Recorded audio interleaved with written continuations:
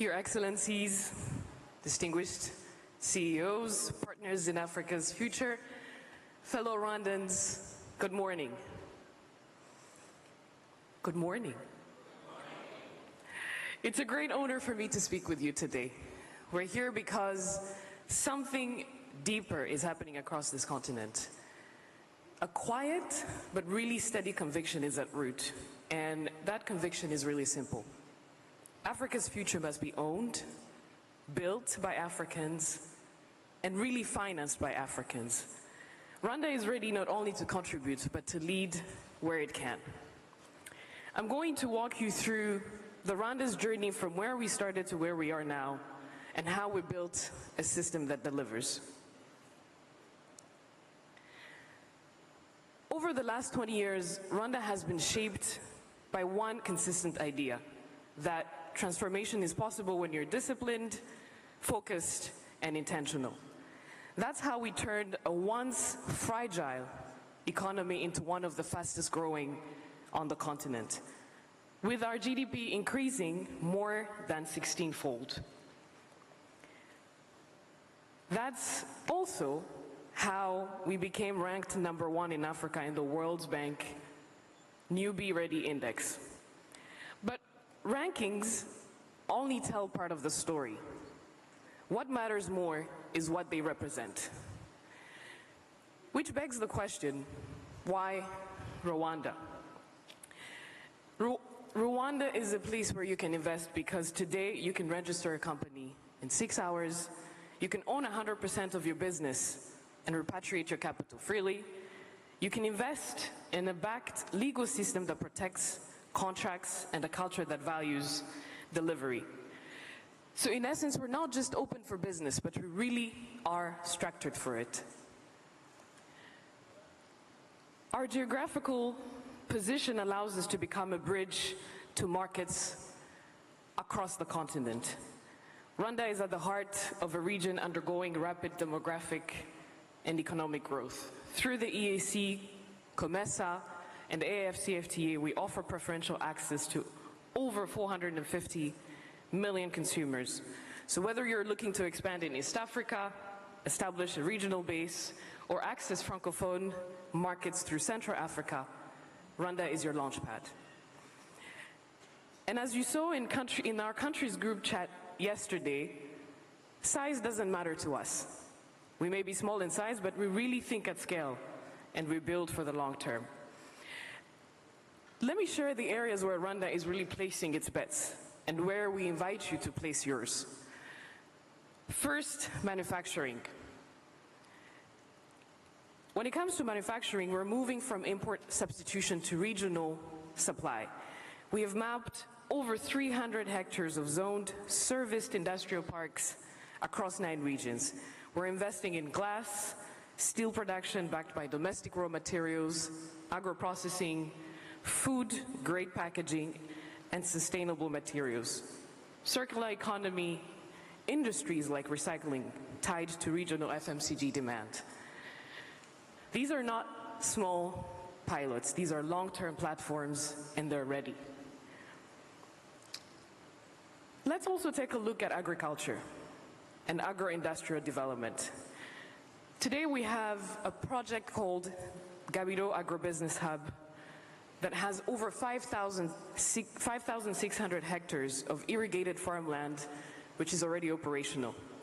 The next 10,000 hectares are ready for investments with infrastructure, for operators, and an offtake agreement in place. So this is how we move from fragmented plots to scaled agribusiness, from rain-fed uncertainty to really regional food security.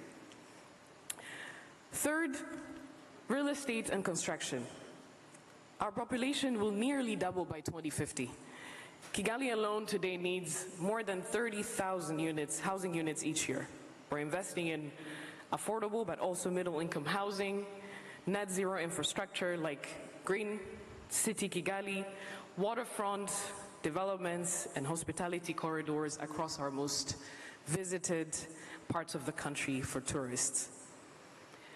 I hope this takes you a little bit into the motherland and makes you dream about real estate and construction. So we're not just building homes, we're really designing the African city of the future.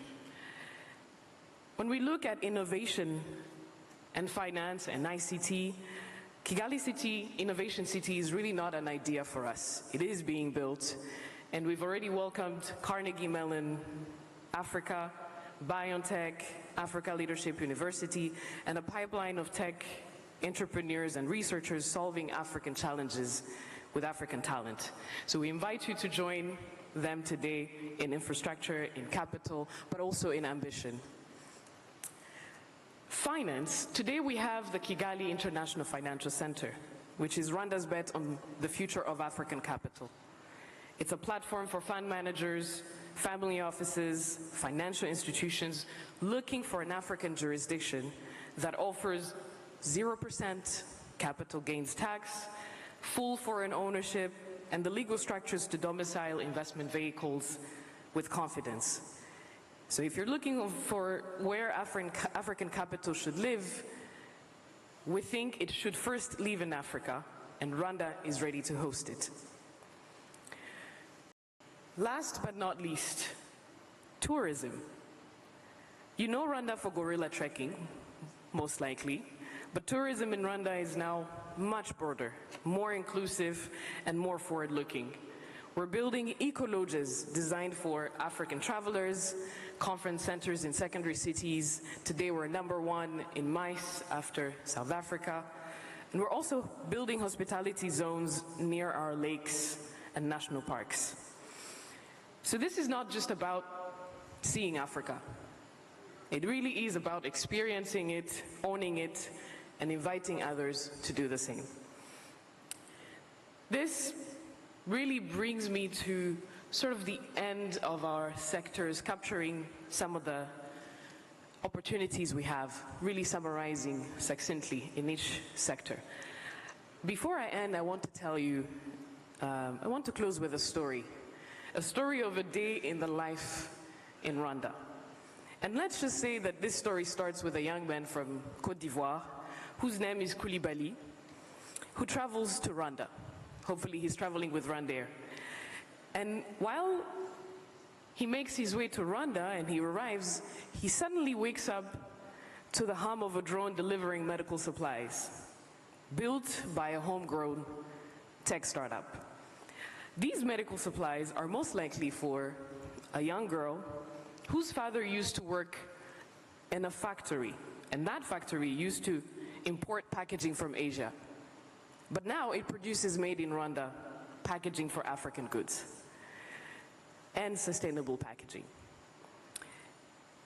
And Koulibaly suddenly decides to take a couple meetings and run to the city center, where he finds a smart co-working campus powered by solar panels, housing a vibrant tech community of about 1,000 people. After a busy week, he looks for a weekend activity, and he ends up volunteering at a reforested park, where African tourists, not just foreigners, come to explore, learn, and reconnect. This is really not fiction. This is already happening in Rwanda. While at the co-working hub, he met with the CEO of an AI company expanding across Africa, not from Silicon Valley, but from Kigali Innovation City, financed by an African-owned private equity firm domiciled at the Kigali International Financial Center. His final weekend getaway, the one and only Nyungwe Lodge, where he can see gorillas in their natural habitat while forgetting the worries of the world. This is Koulibaly's story, but it could also be your story today. And this is the Rwanda we're building. We're building a Rwanda where every African can find himself, can find opportunities to thrive, with the belief that Africa can finance its own growth, that our industries can be green, inclusive, and world-class, but also that our stories, real stories, deserve to be written by us. I thank you for your time, and I hope to have a chat with you later for an investment in Rwanda.